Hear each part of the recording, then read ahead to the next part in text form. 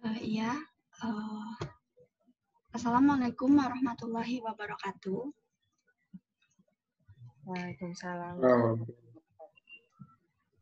Jadi kelompok kami hari ini akan membahas mengenai International Islamic Finance Market atau IFM. Sebelumnya, Sebelumnya perkenalkan, kami beranggotakan 4 orang. Yang pertama ada Arlita Ramdhani, Halim 417017, Sinta Marbella Christine, Halim 417048, saya sendiri Alifa Irza Nurjana, Halim 417066, serta Fili Mariska, Halim 417075.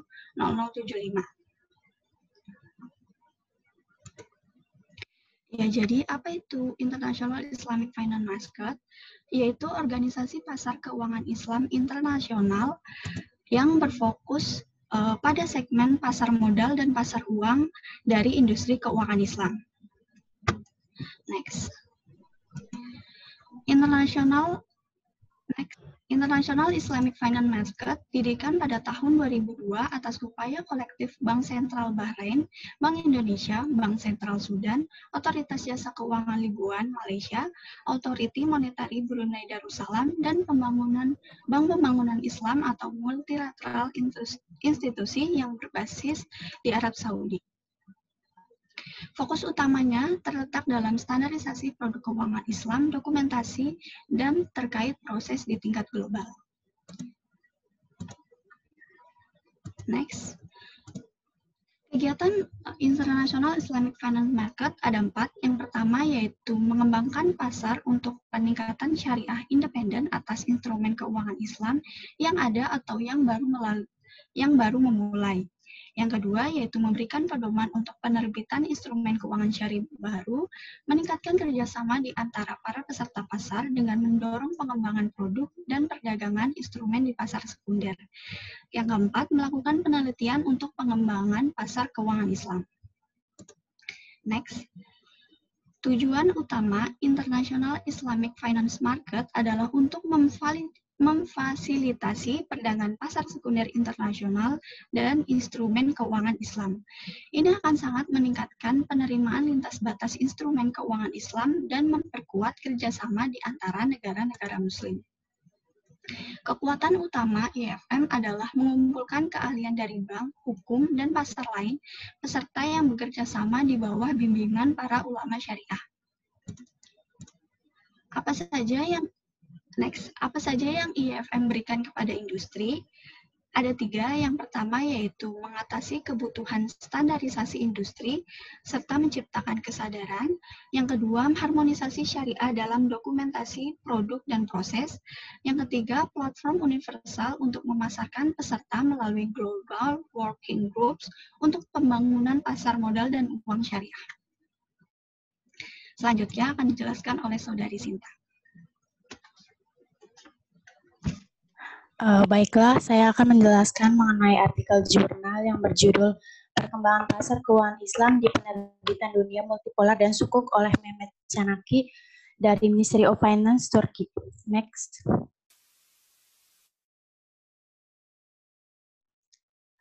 Jadi pendahuluan yang pertama yaitu terdapat perbedaan antar negara dalam menerapkan keuntungan pada produk berbasis perdagangan. Beberapa perbankan syariah ini dalam berbagai negara menerapkan margin tetap untuk murabahah jangka panjang lebih dari 5 tahun dan jangka pendek yaitu kurang dari 2 tahun. Saat ini bank syariah di sekitar pusat keuangan dunia menggunakan LIBOR yaitu London Interbank Offering Rate. LIBOR yaitu rata-rata suku bunga pinjaman terbesar di London sebagai patokan dalam mengutip tingkat keuntungan kepada produk mereka. Penggunaan LIBOR ini sebagai patokan dipraktekannya dalam penentuan margin keuntungan. Selanjutnya yaitu di Indonesia perbankan syariah masih menggunakan SBI atau Sertifikat Bank Sentral Indonesia atau CIBOR, Jakarta Interbank Offering Rate. SBI ini yaitu rata-rata suku bunga yang terbesar bank-bank di Indonesia dalam menentukan harga pembiayaan syariah untuk hipotek, pinjaman multiguna, dan pembiayaan lainnya, juga seperti dalam menentukan ujroh. Sedangkan di Malaysia itu dan beberapa negara lain menggunakan LIBOR sebagai acuan dalam persewaan produk berbasis ijarah atau leasing.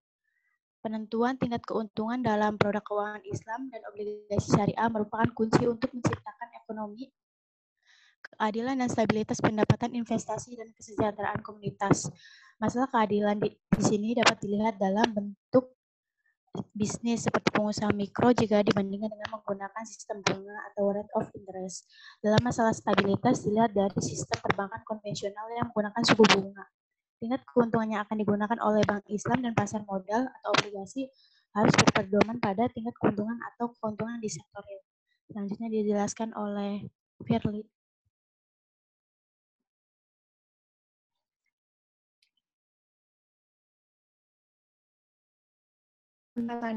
Saya akan menjelaskan tujuan penelitian dari jurnal ini, yaitu menganalisis konsep tingkat keuntungan yang digunakan dalam Islam, praktik perbankan, dan penerapannya, serta pengaruh tingkat keuntungan atas distribusi pendapatan dan kekayaan atau nilai aset melalui produk investasi dan pembiayaan transaksi di bank syariah mandiri. Metode penelitiannya itu yang pertama adalah penelitian kualitatif yang digabungkan dengan penelitian kuantitatif. Penelitian ini dilakukan dengan analisis data atau fakta yang logis dan disusun dari berbagai data, yaitu primer dan sekunder. Metode analisis lain yang dimiliki adalah metode survei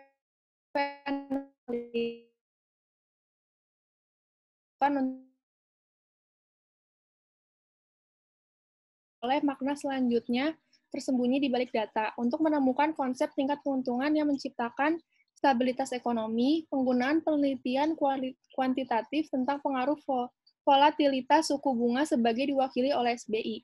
Kemargin bersih, IBSM selama 5 tahun, yaitu 2004 sampai 2009 yang sedang dilakukan. Dalam penelitian ini, jenis data yang digunakan adalah data primer dan data sekunder. Data primer adalah data yang diekstrak dari data utama. Dalam penelitian ini, karena berkaitan dengan konsep tingkat keuntungan, data primer diambil dari literatur ekonomi Islam. Data sekunder adalah data yang diperoleh melalui pengolahan data primer dengan menggunakan statistik alat. Pada penelitian ini, penulis menggunakan data sekunder diambil dari data tingkat keuntungan yang disebut the net yang mandiri dari 2004 sampai 2009. Periode dipilih karena kondisi ideal untuk penelitian ini di mana ada periode kenaikan suku bunga. Selanjutnya akan dijelaskan oleh Saudari Arlita.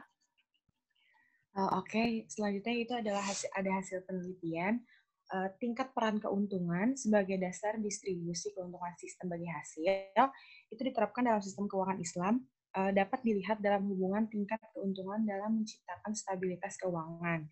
Nah, terutama dalam pengelolaan aset kewajiban lembaga keuangan seperti bank mengakibatkan stabil, margin bersih atau tingkat keuntungan yang akan dibagi antara nasabah dan lembaga keuangan yang tidak terpengaruh oleh naik turunnya faktor resiko pasar, termasuk efek tidak langsung dari tingkat bunga. Oleh karena itu, kita perlu melihat dibagi menjadi 3. Yang pertama, peran tingkat keuntungan terhadap stabilitas Islam pasar keuangan yang diukur dengan volatilitas nilai aset keuangan Islam. Ini untuk menciptakan distribusi yang adil. Yang kedua, yaitu peran tingkat keuntungan terhadap stabilitas Islam, sistem keuangan yang diukur dengan margin bersih pada aset manajemen, kewajiban bank syariah, ini untuk menciptakan pemerataan distribusi pendapatan. Yang ketiga, verifikasi hasil empiris konsep tarif keuntungan di bank syariah dengan menggunakan penelitian kuantitatif metode, dengan menganalisis data atau fakta yang secara logis disusun dari data primer dan sekunder. Next.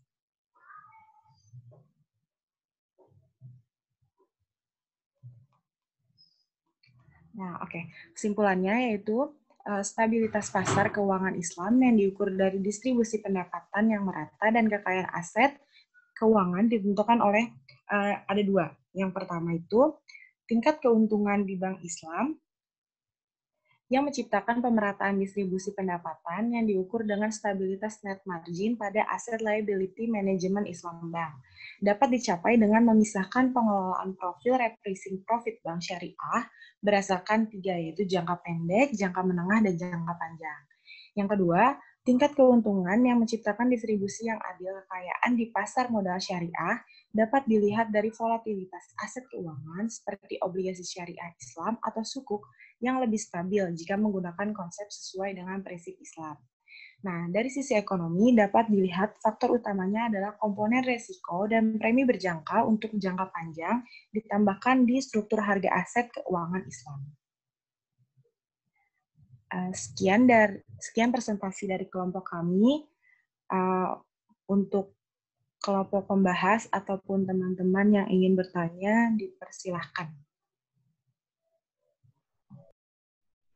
Silakan dibahas kelompok siapa ya sekarang?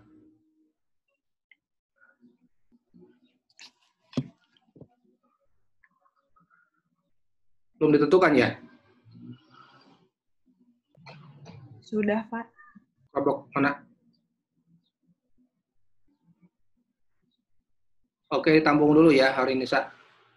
Kelompok membahasnya kelompok siapa sekarang?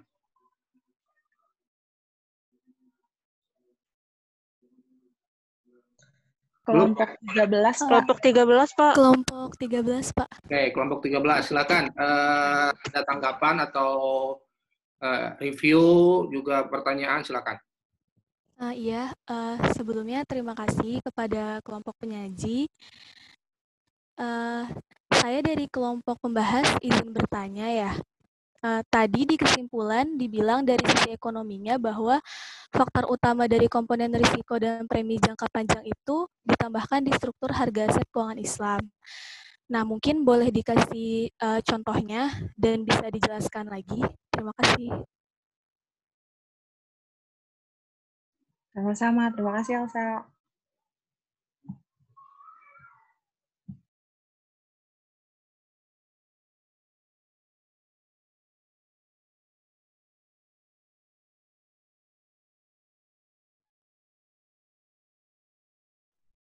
Ini ada pertanyaan dari Herindisa ya, dibaca ya, terkait. Iya, baik, Pak. Ya.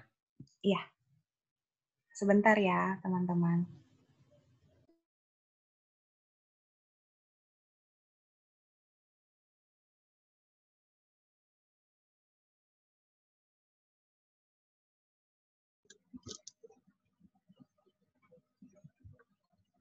Ya, apakah ada yang ingin bertanya lagi? Ya, termin 1 kita buka kita ambil 3 pertanyaan. Assalamualaikum. Suara saya terdengar apa enggak ya, teman-teman? Terdengar.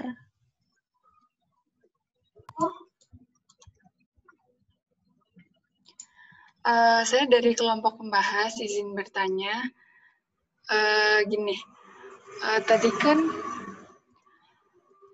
menyebutkan ini penggunaan LIBOR. Apakah ada pro kontra dalam penggunaan LIBOR sebagai patokan dalam menentukan margin keuntungan? Kalau ada, tolong sebutkan dan jelaskan pro kontranya tersebut. Terima kasih. Baik, sama-sama, Mbak Yas.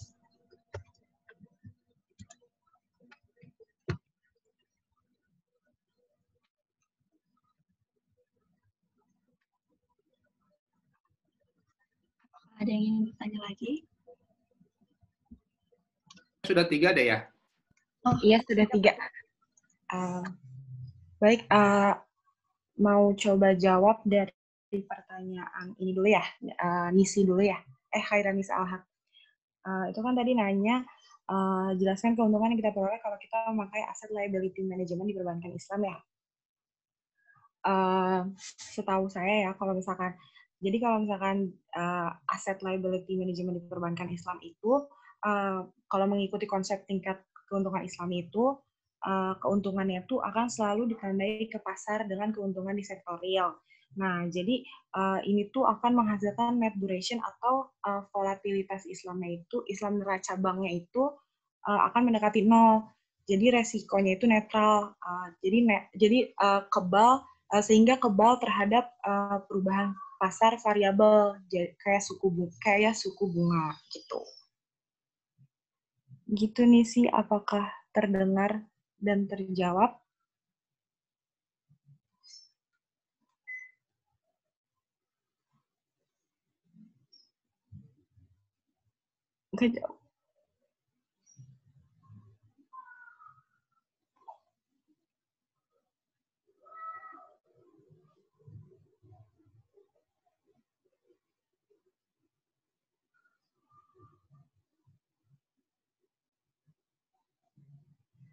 Oh ya, sama-sama. Terima kasih juga pertanyaannya.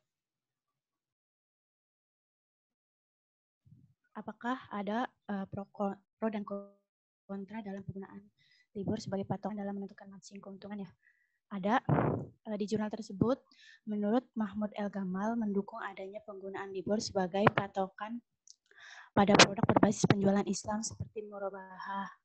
Tetapi menurut Profesor Ekonomi dan Statistik dan Kepala Islam Studi Ekonomi Keuangan dan Manajemen di Rice Universitas, penggunaan tolak ukur Islam ini tidak perlu dan berbahaya karena meskipun ia mengakui bahwa tingkat implisit pada produk keuangan Islam itu berbeda dengan sifat suku bunga, tetapi tolak ukur Islam di pasar keuangan ini tidak terlalu cukup dalam dan tidak memiliki likuiditas yang baik untuk menilai sebagai tolak ukur transaksi. Seperti itu. Apakah sudah menjawab? Oh iya, terima kasih. Ya, sama-sama.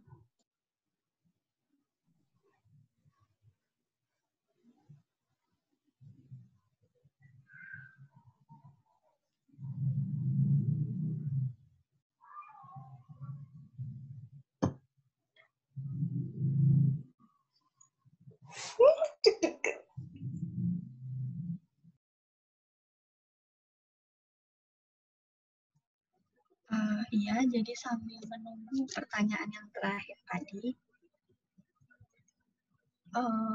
akan dibuka termin 2 saja ya sambil menunggu jawabannya. Apakah ada lagi teman-teman dan pembahas yang ingin bertanya? Dila, aku mau tanya dong. Oh iya, silakan Mbak Dio. Ada nggak sih tantangan yang dihadapi oleh IIFM sebagai organisasi pengembangan nirlaba yang netral dan independen? Terima kasih. Sama-sama. Selanjutnya.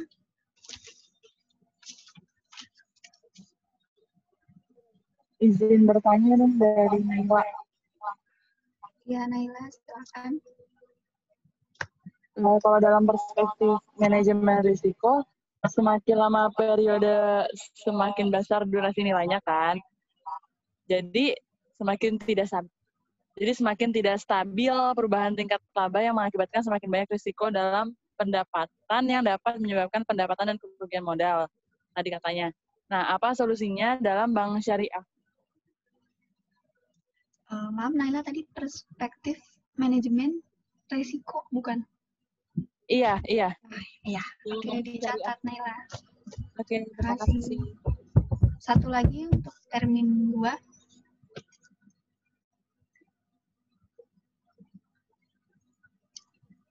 Cukup dulu kali ya, aku mau coba jawab pertanyaan Elsa. Tadi Elsa tuh nanya faktor utama, tadi kan di kesimpulan ini ya, faktor utama komponen resiko dan premi berjangka untuk jangka panjang ditambahkan di struktur harga aset keuangan Islam. Nah, boleh kasih tahu nggak contohnya gitu kan? Jadi contohnya itu obligasi syariah. Jadi obligasi syariah itu kan pada dasarnya adalah tambahan yang sama dibebankan pada struktur harga pinjaman untuk kompensasi karena kredibilitas peminjam. Nah, jadi premi resiko ini bersama dengan struktur premium jangka panjang menciptakan harga volatilitas yang berasal dari faktor high duration dengan konsep rate of profit yang sesuai dengan prinsip syariah. Jadi tingkat keuntungan itu akan menjadi sesuai dengan keuntungan di sektor real dan selalu disesuaikan dengan perubahan harga di real pasar, sehingga harga skup itu akan lebih stabil gitu. Begitu Elsa. Baik, terima kasih. Iya, sama-sama.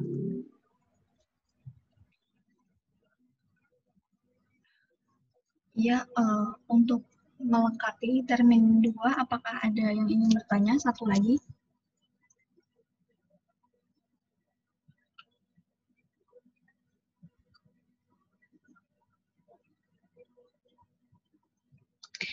Baik, karena tidak ada yang bertanya lagi, saya akan menjawab pertanyaan tadi terkait apakah ada tantangan yang dihadapi oleh International Islamic Finance Market?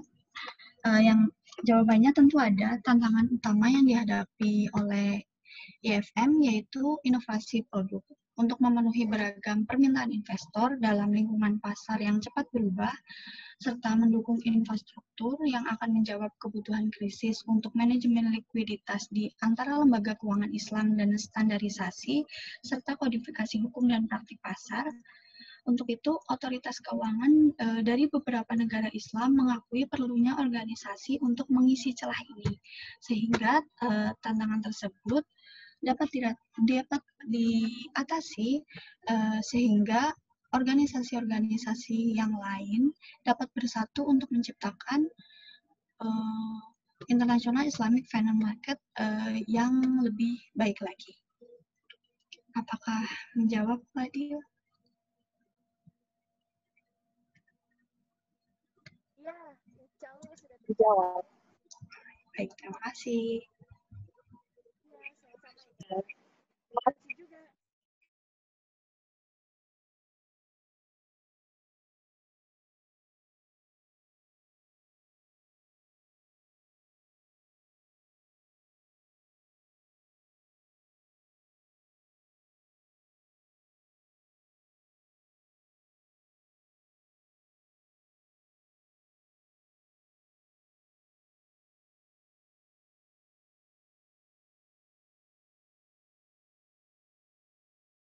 Kakak ada pertanyaan lagi?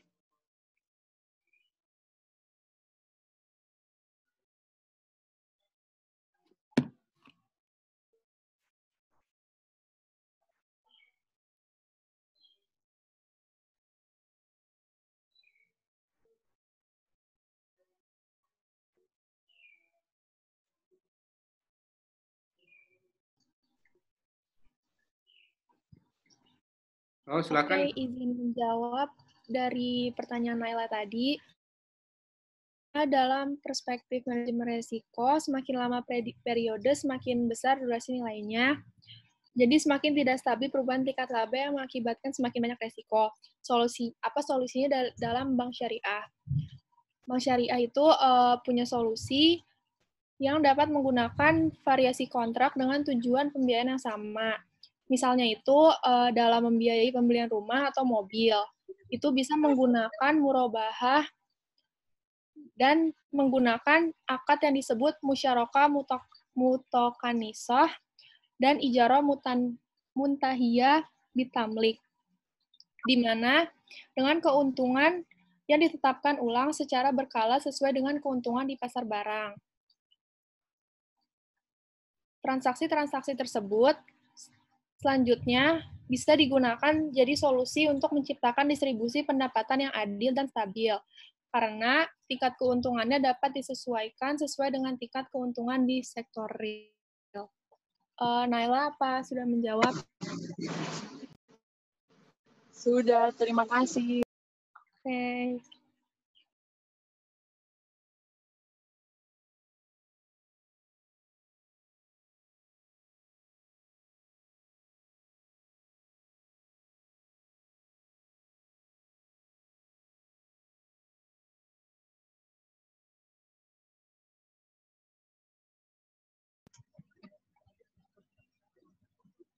Iya, apakah ada yang ingin bertanya lagi?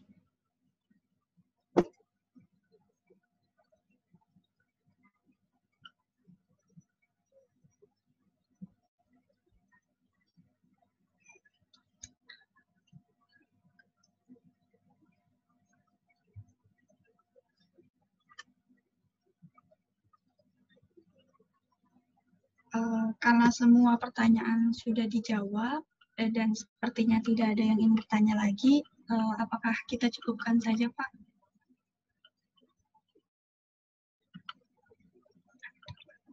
Masih ada pertanyaan? Tidak, sudah terjawab semua, Pak. Oke. Nggak ada lagi ya? Coba saya. Ya. Jihan Konita. Ada. Jihan Konita ada. Hadir, Pak. Ada pertanyaan nggak? Udah cukup, Pak. Afifuddin, mana Afifuddin?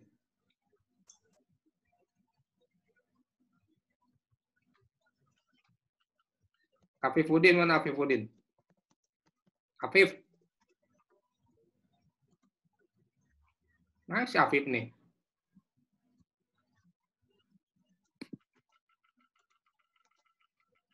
Afif. Wah, ini nggak hadir nih si Afif nih.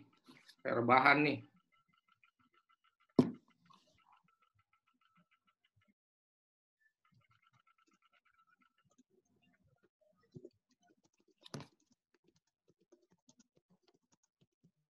Afif nggak hadir ya. Tapi namanya ada di situ.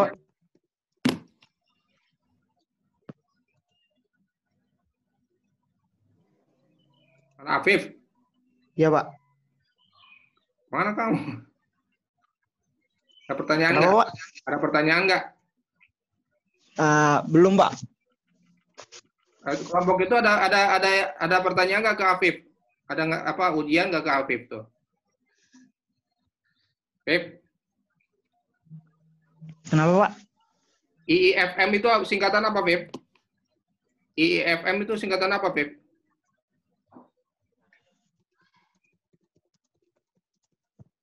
Oh, lama ngejawabnya.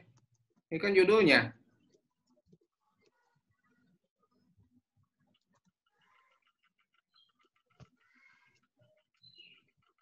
Wah, si Afif nih. Kamu tidur bukan, Pep?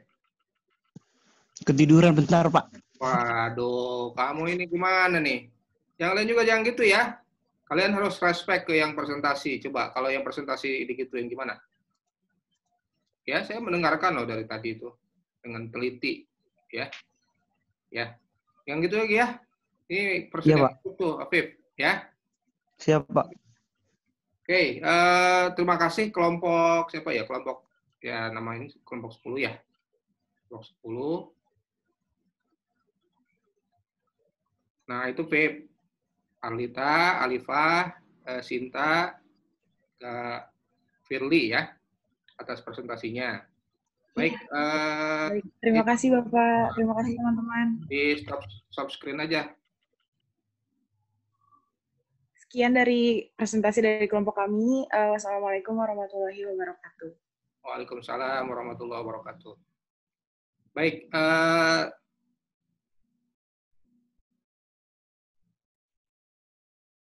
ini kelompok tentang IFM ya, Islam Internasional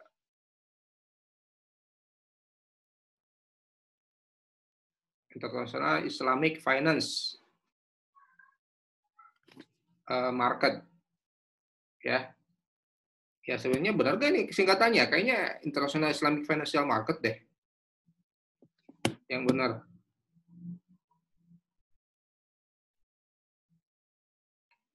Iya Pak, finansial harusnya, maaf. Nah, kan? Oh iya. Itu udah salah, ya. Dari dulu udah salah, itu beda jauh, ya.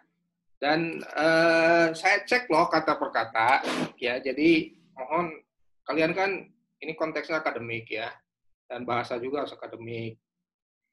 Jadi kesalahan apa ejaan dan seterusnya itu concern ya. Ini dalam hal seperti ini. Kalian bentar lagi akan melaksanakan penelitian ya, skripsi, terus presentasi nanti di kolokium, di seminar, bahkan di ujian, ya. Ini juga, ini kan saya tahu ini kan translation ya, translasi ya. Ini misalnya berfokus pada Islam, maksudnya apa ini? Saya nggak ngerti. IFM adalah organisasi pasar keuangan Islam internasional yang berfokus pada Islam. Ini kan mestinya ada padanan yang lebih bagus gitu ya. Ya. Oh ini Authority Monetary Brunei, ini namanya atau otoritas moneter negara Brunei gitu kan? Jadi konsisten kalau mau bahasa Indonesia ya bahasa Indonesia. Ini ya multilateral institusi multilateral maksudnya. Atau karena bahasa Inggris multilateral institutions. Ya. Ya.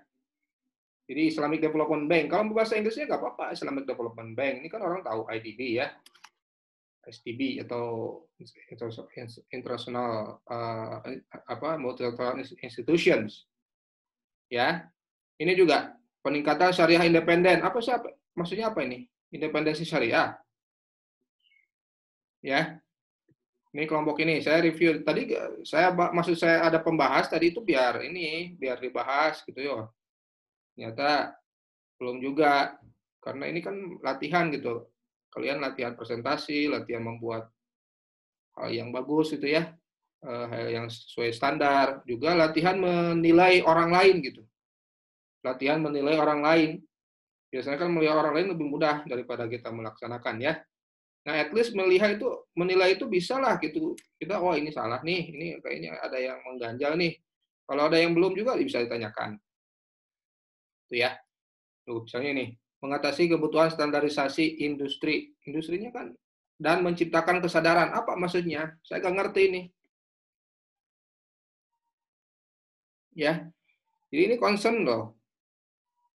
Ya saya tahu ini adalah terjemahan gitu ya, tapi coba dicek lagi gitu ya.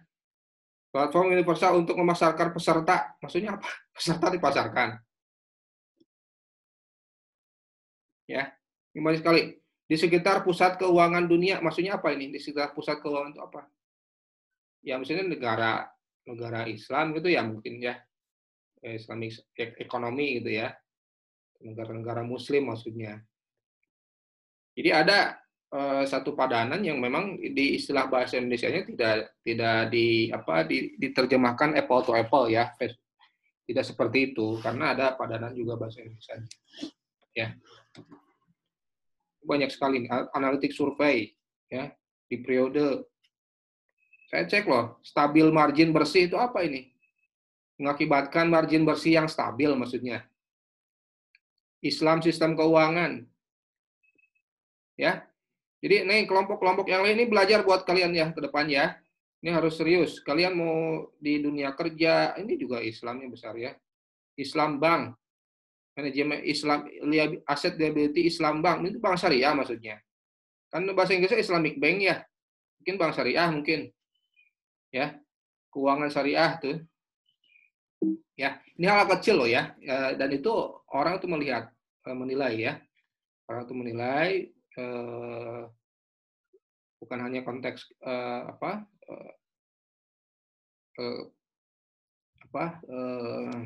kelompok ini, tapi untuk kalian ke depannya ya. Mohon untuk lebih aware lagi ya. Kenapa kuliah ini tidak hanya dosennya yang presentasi gitu loh. Tapi kalian harus mulai dibiasakan sekarang ini. Biasakan untuk bisa membuat sesuatu yang standar dan juga kalian bisa menilai ya, makanya ada pembahas. Oke, kita akan bahas sekarang International Islamic Financial Market ya, IIFM. Yang tadi siapa sih? Afif, yang nggak tahu judul kuliah aja nggak tahu. Afif ya. Oke, apa sih sebenarnya IIFM itu? Kemarin kita sudah bahas IFSB ya. Kalau itu kan standarisasi akuntansi gitu loh. Ya, terus ke asset liability management yang bagus gitu ya. Prudensial baik mikro maupun makro gitu ya. IFSB itu. Nah, kalau IIFM ya.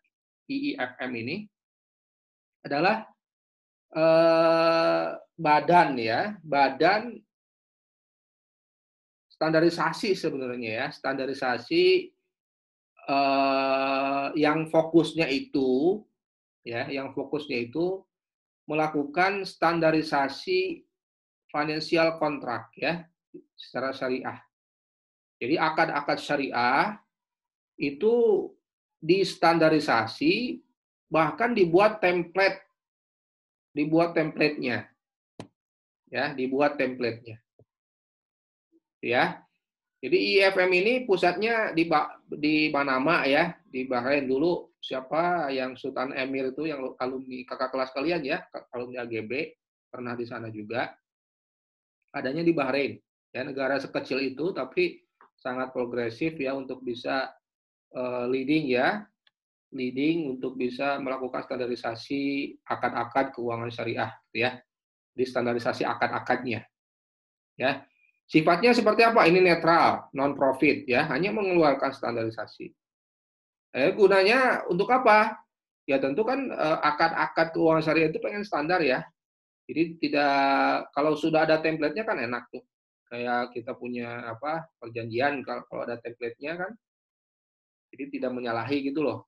Dan apalagi kalau akad ada yang sigotnya itu kan harus harus jelas itu sigat akadnya itu ya. Ini harus dicantumkan sigot-sigot ini. Tanpa ini, misalnya tanpa ada pencantuman sigot tertentu maka batal. Nah itulah gunanya ya salah satu fungsi daripada atau misi daripada IFM itu. Ya, jadi ini IFM ini mensupport terserah regulator di setiap negara membernya atau siapapun yang bisa mengadopsi standar-standar IFM ini ya untuk bisa akad-akad keuangan syariah itu bisa comply ya kepada syariahnya ya atau syariah comply ya. Syariah compliance-nya bisa at least secara akad gitu ya. Tujuannya apa? Tentu kalau akadnya sudah betul, maka nanti ya at least akad yang betul itu, akad yang benar itu, nanti ini akan menjadikan prasyarat pertama lah ya, first order condition kalau dalam itu, untuk bisa menciptakan sistem keuangan Islam itu secara yang robust. Yang robust tuh yang solid gitu ya, tahan uji, transparan dan juga efisien. Tadi ada pertanyaan terkait menggunakan LIBOR, boleh nggak? Ya sebagai standar misalnya profit margin dalam profit di bank syariah atau standar misalnya menentukan sukuk misalnya atau jangan LIBOR lah misalnya SBI di Indonesia. Ya, SBI standarnya pakai SBI. Misalnya kita sukuk misalnya government sukuk ya, sukuk pemerintah atau SBSN misalnya, berapa ya rate-nya sukuk? Ya langsung standarnya pakai SBI tidak boleh. Misalnya SBI berapa persen ya 6% misalnya, sukuknya itu 27%, jadi SBI plus 1 tidak boleh. Tapi kalau di belakang boleh. Jadi menentukan standarnya 7%. Ya itu harus ditentukan misalnya nanti profit marginnya atau yieldnya itu 7% misalnya. Tetapi kalau dicantumkan di situ ini berdasarkan ya itu yang tidak boleh ya. Jadi kalau menjadi benchmark itu no problem. Misalnya gini. BCA ya, BCA punya 2 unit, satu BCA syariah, 2 BCA konvensional. Ya.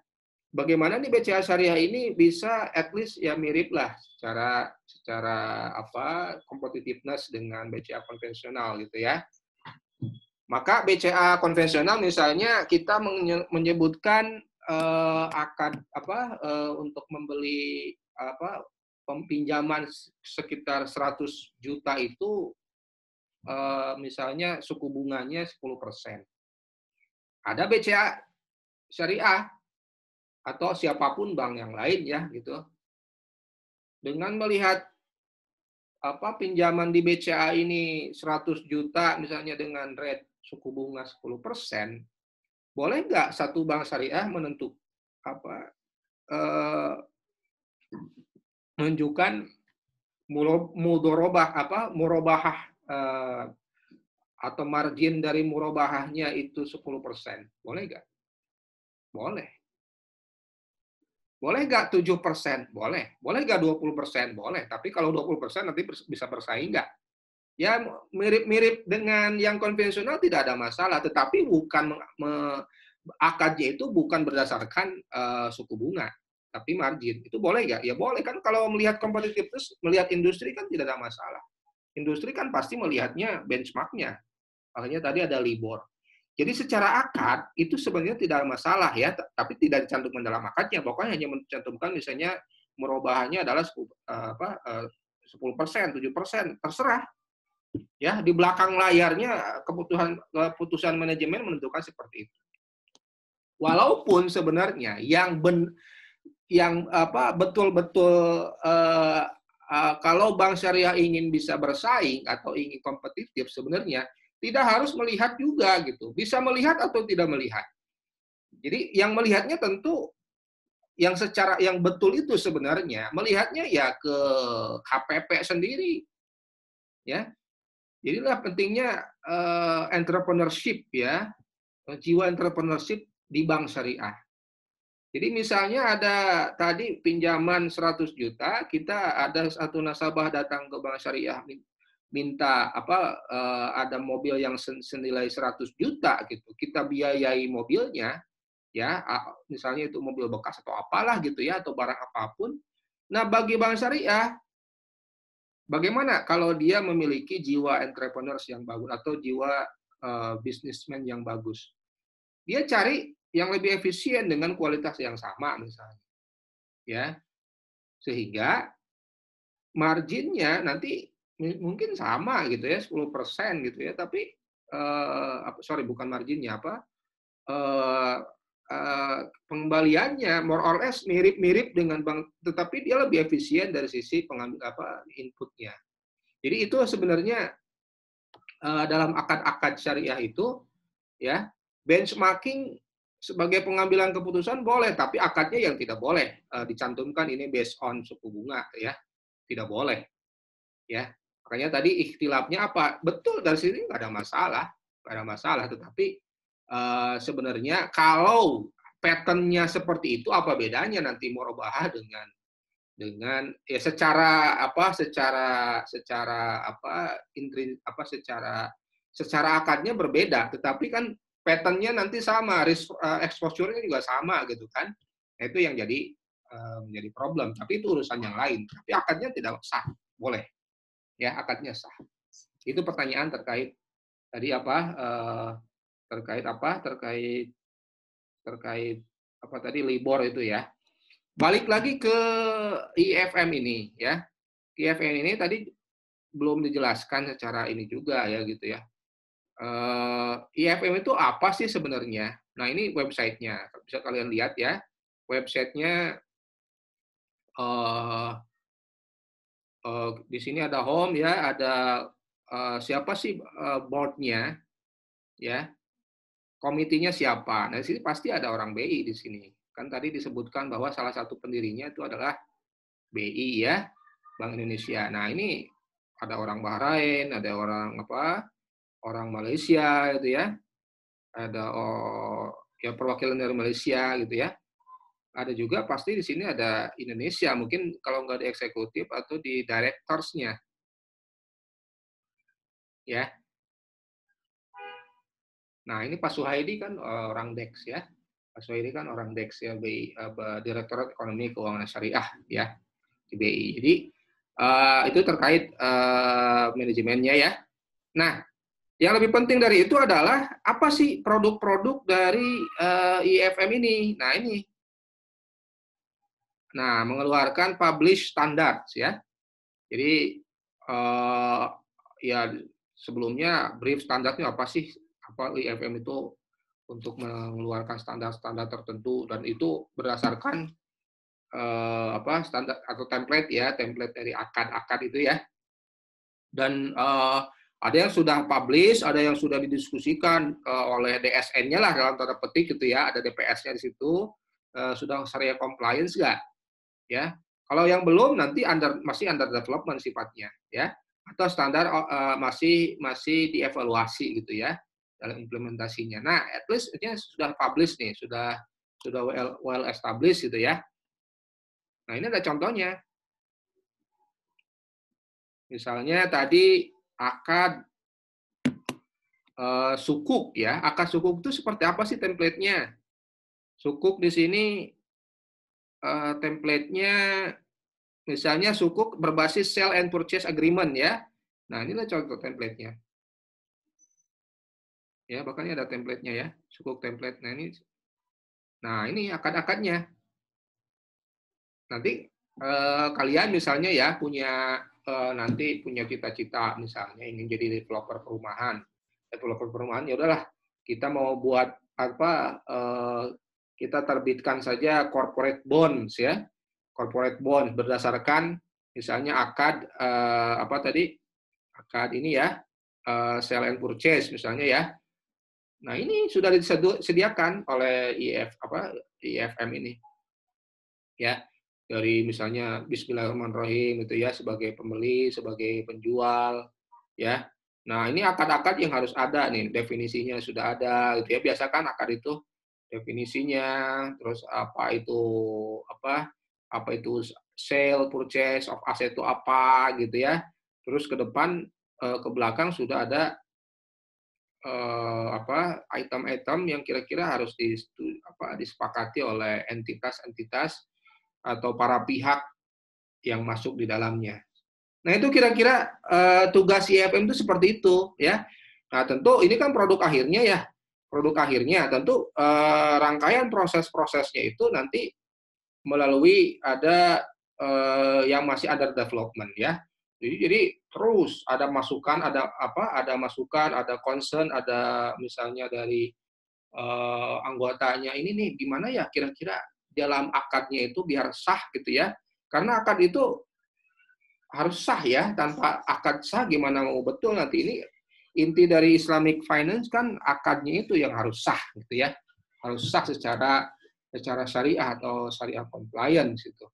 Ada yang masih dipertimbangkan gitu ya, masih dievaluasi dan seterusnya gitu ya. Dan ini setiap tahun lalu ada ya di ISEF itu. Setiap tahun terus dilakukan pertemuan ya atau annual meeting atau istimewa sanawi gitu ya, untuk mendiskusikan apa sih perkembangan terbaru terkait dinamika Islamic finance gitu. Makanya ini ada berita misalnya IFM kembangkan akad pembiayaan syariah, ini tahun 2014 ya. Nah, kira-kira ini menunjukkan format akad untuk tingkat profit pertukaran mata uang, untuk hedging itu ada. Dulu hedging itu mungkin sebelum ini, misalnya hedging itu boleh nggak secara syariah, itu boleh nggak forward contract untuk exchange rate ya. Nah, ini nanti digodok gitu ya secara syariah oleh Dewan Pengawas Syariahnya, kemudian itu diterjemahkan ya ke dalam akadnya yang kira-kira bisa disesuaikan dengan syariah. Jadi tujuannya apa sih? Tujuannya tentu saja ingin kita itu mencapai makharij, untuk menciptakan makharij, untuk solusi gitu, solusi dari permasalahan-permasalahan keuangan yang ada. Ya, jadi syariah itu bukan membatasi gitu ya. Betul to some extent ada pembatasan, tetapi kita juga harus di samping membatasi, kita juga harus bisa melahirkan solusi. Apa yang dilarang itu solusinya apa, gitu ya? Solusinya apa? Itu kira-kira ini government body ya, atau badan yang memang didedikasikan untuk itu, ya. Di ini juga ada ya syariah board-nya itu, coba kalau nggak salah pasti orang DSN ini ya. Syariah board-nya. Nah, syariah board-nya. Nah, ini Pak Indonesianya Pak Fathur-Rahman Jamil, ini orang UIN ya, orang anggota DSN juga. Ya, ini kan terus berkembang gitu ya. Ini setiap negara ada perwakilannya, sehingga apa yang berkembang di negara masing-masing gitu ya, kemudian didiskusikan ya, kemudian dikonsultasikan, kemudian ditelaah gitu ya, untuk dicarikan solusinya ya. Kemudian solusi ini diterjemahkan dalam standarnya. Standar ini kemudian silakan bisa diadopsi, bisa sifatnya kan rekomendasi akadnya seperti silakan bisa ditemplate seperti itu, bisa dipakai oleh masing-masing negara ya. tidak hanya negara anggota, silakan bagi yang lain juga untuk bisa dicek gitu ya. Ya, ini ada buku Bunispul ya, orang UNER ini terkait IFM ini sudah banyak nih akad-akad sukuk ya, mengeluarkan IFM sukuk report ya. Jadi sudah banyak nih IFM ini. Jadi kalau kalian ingin belajar sukuk atau nanti penelitiannya sukuk, ini bisa merujuk nih akad-akad sukuk di IFM karena memang fokusnya sebenarnya ke sini ya. Yaitu ke bisa ke equity ya, equity based contract ya. Bisa di samping juga trade based contract atau sifatnya ijaroh ya, bisa equity contract, mudharabah gitu ya, bisa base profit atau margin ya, bisa juga ijaroh. Jadi 3 hal itu ya. Ini sudah ada gitu ya. Ya, kalian bisa cek nih. Pak Halim Alamsyah orang BI ini juga sudah ada IFM ini melaksanakan seminar ya tiap tahun tuh di Bahrain gitu ya, untuk kemudian mendiskusikan permasalahan-permasalahan legal compliance itu atau akad daripada satu instrumen keuangan atau akad keuangan yang bisa disesuaikan dengan konteks syariah gitu ya. Oke, kira-kira dari saya sebagai tambahan ya terkait IFM itu ya. Nah, ada lagi tadi ya terkait IAL Asset Liability Management ya. Jadi itu konteksnya berbeda ya. Kalau konteks Asset Liability Management itu konteksnya sebenarnya lebih bagus yang kemarin yang IFSB itu ya. Tetapi kira-kira ya kalau Asset Liability Management itu kan ini ya bahwa ini bisa kalian, ini kebetulan ini kuliah saya kemarin ya.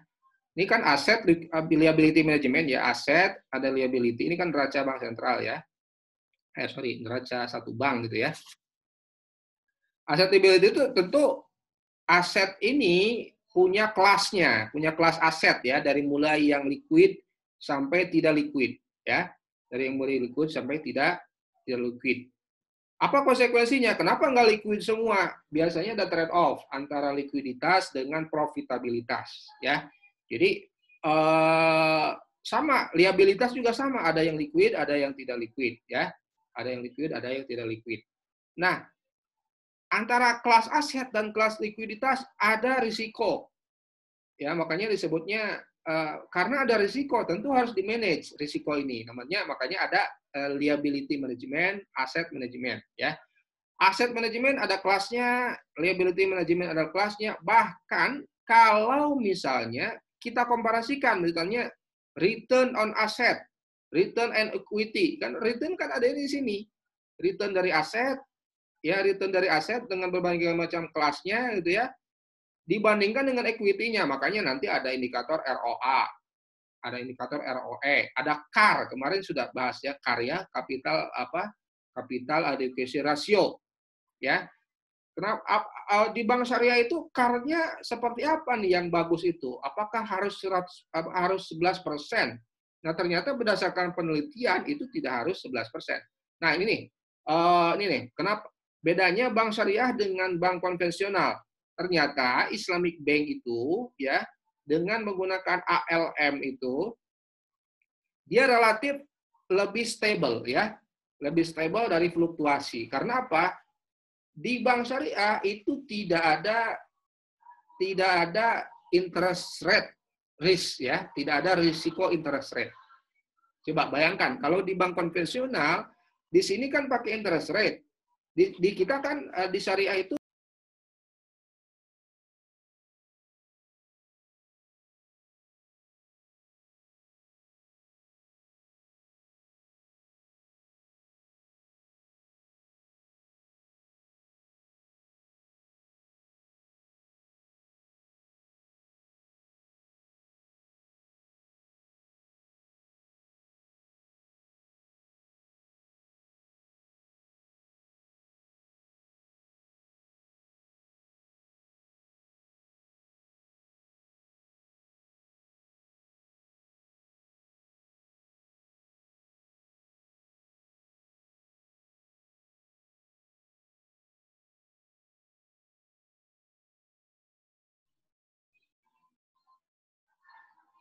Ya.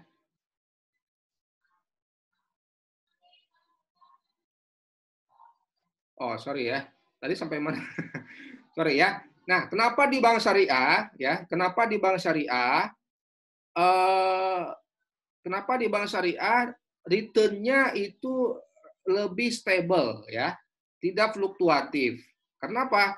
Di bank syariah tidak memiliki risiko interest rate ya, tidak memiliki risiko interest rate ya. Di sini kan ada dana sirkah temporer nih, DST ya. Nah, DST itu kan akadnya bukan akad suku bunga, tetapi bisa juga di situ akadnya akad mudorobah misalnya, deposito mudorobah atau deposito murabahah atau basisnya wadiah ya atau bonus ya. Sehingga kalau misalnya di sininya akadnya mudorobah, di sini mudorobah, nggak ada risiko interest rate ya. Di aset kita ternyata fluktuatif. Misalnya kita bank syariah itu memberikan pembiayaan kepada sektor real misalnya. Di sini ada risiko, misalnya sekarang ada corona ya, ada COVID. Di sini ada risiko tidak bisa mengembalikan.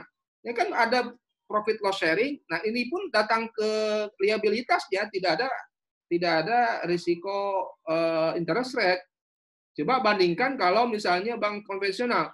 Kalau di sini kita harus mengembalikan dengan suku bunga tertentu kepada deposan ya, pada DPK. Sementara di sini di aset-aset kita itu kita mengeluarkan pembiayaan yang ternyata kolaps seperti sekarang, banyak NPL. Nah, kan ada risiko interest rate di situ. Ada risiko mismatch di sana ya, mismatch antara aset and liability ya. Kenapa nanti di bank syariah ini relatif nanti lebih stable ya. Makanya kalau kalian misalnya bukan pinjam ya, melakukan pembiayaan ke bank syariah, misalnya yang tadi kasus mobil tadi misalnya ya, 100 juta, itu kan fixed term saja kan, hanya dari marginnya dibagi misalnya dengan 10 tahun atau berapa tahun terserah, nah itu fixed rate. Kalau di bank konvensional mungkin fixed rate ya untuk 2 tahun atau 3 tahun. Tetapi kemudian nggak ada yang fixed rate lagi, mungkin di tahun ketiga atau tahun keempat nggak fixed rate lagi, sesuaikan dengan suku bunga. Artinya apa? Makanya di bank konvensional menghadapi masalah interest rate, ya. Itu kira-kira seperti itu. Ya, di CAR juga nanti akan berbeda. CAR itu ya, capital adequacy ratio kan bisa berbeda. Karena apa? Aset-aset kemarin coba saya tanya kalian, CAR itu apa rumusnya? CAR itu apa rumusnya? Kemarin sudah ya. CAR itu apa rumusnya? Kecukupan modal ya. Modal sendiri ya. Modal sendiri per aset tertimbang menurut risiko kan? Nah, risikonya apa? Ada risiko likuiditas, ada risiko apa? Ada risiko kredit, ada risiko mismatch yang lain gitu ya. Nah, itu kira-kira kalau di bank syariah karena risikonya rendah atau tidak ada mismatch risiko sehingga ATMR-nya itu ya pengalinya weighted-nya itu rendah ya. Pengalinya rendah sehingga ATMR-nya akan kalau pengalinya weighted-nya rendah dikali dengan asetnya yang aset tertentu gitu ya. Maka akan seperti apa? Akan tinggi, ATMR-nya akan tinggi, ATM-nya akan rendah.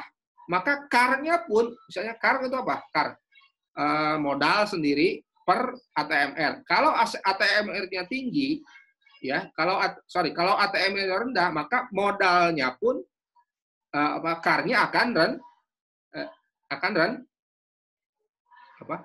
kalau ATMR-nya rendah, maka CAR pun akan tinggi gitu ya. Kira-kira ya. Jadi kenapa bank syariah nih relatif tadi aset liability management itu akan semakin mudah gitu ya bagi bank nen ya. Jadi bagi bank syariah CAR itu akan tadinya harusnya 11% gitu ya. Nah, sekarang hanya 8% tuh bisa gitu. Jadi hanya menyediakan dana cadangan kapitalnya itu hanya 8%, di bank syariah itu boleh gitu. Instead of bank konvensional itu biasanya 11% ke atas, ya. Karena apa? Karena RWA-nya ini sebenarnya, ya, RWA-nya ini gitu ya, terlalu antara bank syariah dengan bank konvensional akan berbeda. Itu kira-kira ya sebagai gambaran buat kalian. Dan ini sebenarnya ujung-ujungnya adalah ya konteks daripada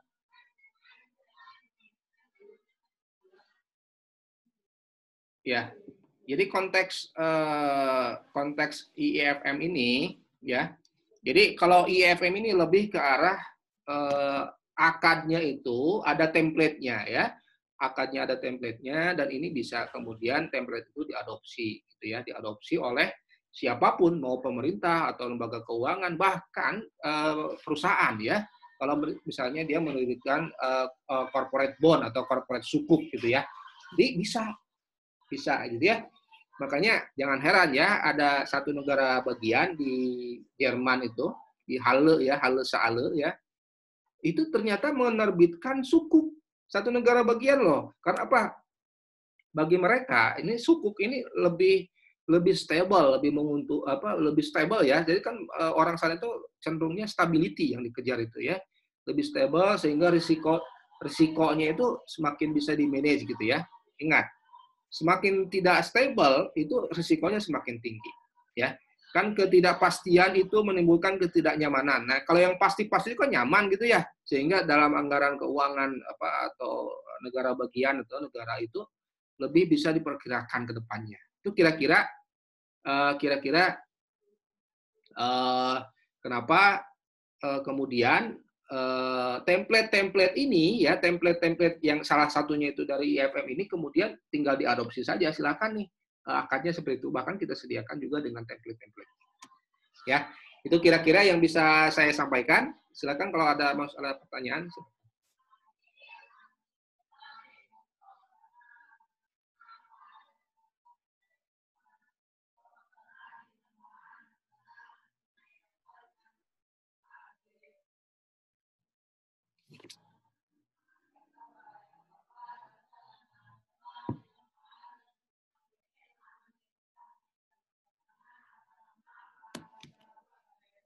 Ada pertanyaan?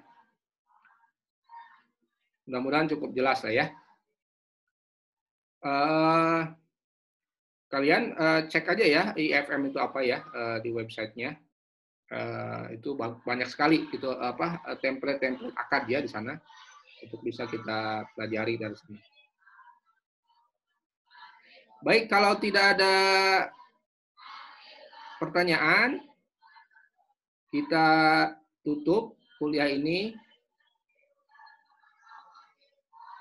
Minggu depan sama ya. Minggu depan kalau bisa, sekarang ini kuliah ekonomi. Ini kuliah ekonomi regulasi ya.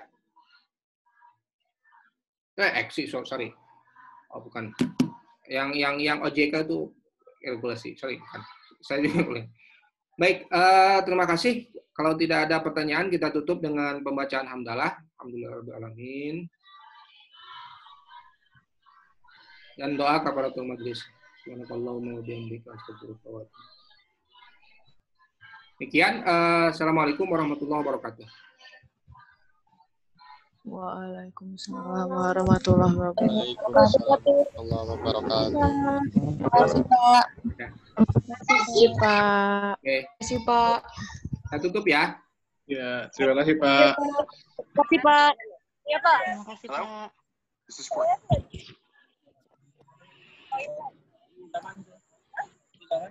Aduh,